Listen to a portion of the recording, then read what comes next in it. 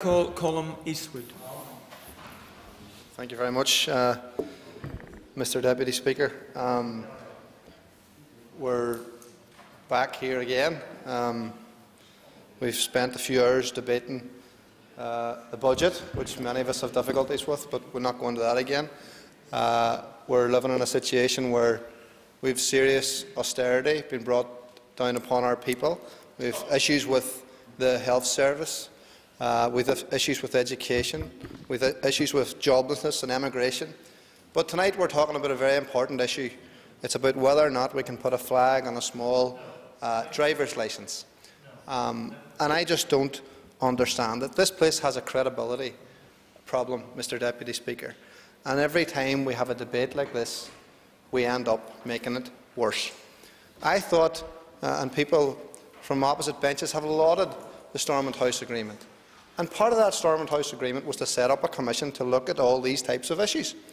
And that's going to be set up, I think, before the summer. Yeah. Giving way, and at least he's engaging in a debate, unlike the previous speaker. Can I just make the point to the member? In terms of the Stormont House Agreement, there is an agreement, and yet we have a situation whereby that agreement is reached, and your party is involved in that, so is mine. And then within that short space of time, the announcement comes to the Minister. And can I ask the member, in all sincerity and being completely genuine, why has the SDLP signed a petition of concern on this issue? But before continuing, can I remind all members that good temper and moderation should be shown and respect to everyone who has the floor. So I would ask all members from both sides to do so. Please continue. The timing of that announcement was from DFT, as far as I know, and it wasn't from the Minister here. But you know, the crux of the matter is, and it's interesting. You would never sign a petition of concern about anything. This is an issue that we believe is an issue about equality, and I know the word equality has been bandied about by DUP spokespersons today, and that's good to hear that they're now on the equality side of the argument. We believe that equality isn't about shoving things down people's throats. It isn't about making people feel like second-class citizens within their own area. And I think that's what we've done for far too long in this part of the world. And it's interesting. I'm delighted to hear the DUP quoting the Good Friday Agreement to us. And if that means they're now supporters of the Good Friday Agreement, then I think that's a very good thing. But the Good Friday Agreement talks about acknowledging the sensitivity of the use of symbols and emblems for public purposes, acknowledging the sensitivities, not just your, well, if you want to listen, not just your sensitivities, but everybody's sensitivities. The idea that somehow your identity has been eroded, that somehow the fact that we're part, unfortunately, in my opinion, part of the UK has been eroded. No, it. Briefly, please. Will the member then accept that the sensitivity that his party showed when it supported taking down the Union flag in the City Hall in Belfast was an expression of how that sensitivity is displayed, because he couldn't find a way other than to do the Sinn Féin element that is creeping behind him electorally, and they found that's the best way to try and resolve the issue? And we want to do this again. We want to do this again. I don't understand unionism sometimes.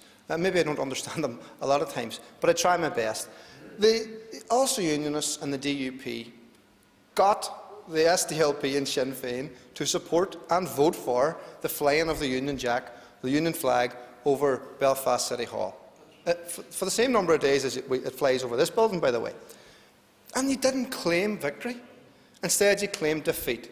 And it always happens. And you told your supporters that you're losing something, that your identity is being eroded, when in fact you had nationalism voting to support a flag that we have no allegiance to being flown over Belfast City Hall in the same way that it's flown over here. So I think, instead of upping the ante all the time, creating an antagonism and encouraging your supporters to be angry, why not try and be more confident in your position?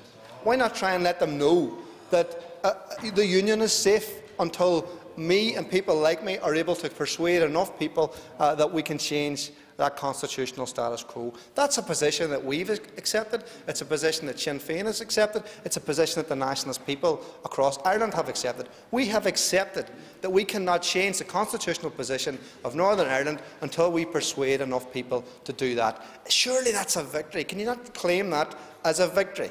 Instead, no, you wind up your own supporters, you put out 40,000 leaflets and you create mayhem. You create an issue about driver's licences nobody was talking about before. The DUP have had the Environment Ministry before. I don't remember, maybe it's before my time, I don't remember previous Environment Ministers looking to have the Union flag flown on the driving licences here. Why can you not just be a bit more generous and understand that it's easier for you? And by the way, the word UK is in big letters within the European Union flag on the driving licence.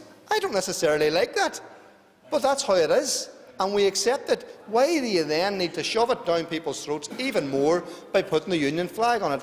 I think this is an issue that's been created by UKIP in Britain and acquiesced in by the Tory party, and the DUP and the Ulster Unionists are jumping all over it. And I think you need to learn the lesson and understand that equality isn't just for me or just for you, it's for all of us, and it's about parity of esteem.